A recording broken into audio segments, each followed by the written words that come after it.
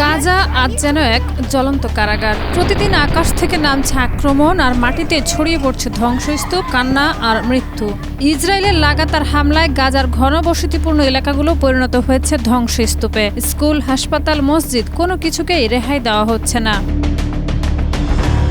শিশুদের আর ঘুম ভাঙে না খেলাধুলার স্বপ্নে, তারা জাগে বোমার শব্দে। খাদ্য, পানি ও ঔষধের তীব্র অভাবে মানবিক বিপর্যয় ভয়াবহ রূপ নিয়েছে। মানুষ জানেন না পরের ঘন্টায় তারা বেঁচে থাকবে কিনা।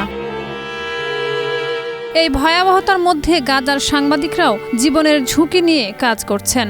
আল জাজিরা সহ বহু সাংবাদিক নিহত হয়েছেন, আহত হয়েছেন বা নিখোঁজ। তারা বলছেন, আমরা শুধু সংবাদ করছি না, আমরাও ধ্বংসের অংশ হয়ে যাচ্ছি।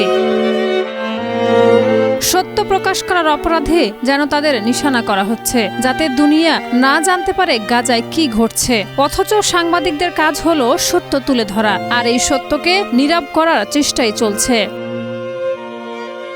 আল জাজিরা বলছে, আন্তর্জাতিক সম্প্রদায়ের প্রতিক্রিয়া অত্যন্ত দুর্বল। জাতিসংঘ, মানবাধিকার সংস্থা এবং কিছু রাষ্ট্র কেবল উদ্বেগ প্রকাশ করছে, কিন্তু বাস্তব পদক্ষেপ খুবই সীমিত। যুদ্ধবিরতি নিশ্চিত করা, মানবিক সহায়তা প্রবেশের সুযোগ সৃষ্টি করা ও শান্তির আলোচনায় বসার জন্য কার্যকর চাপ নেই।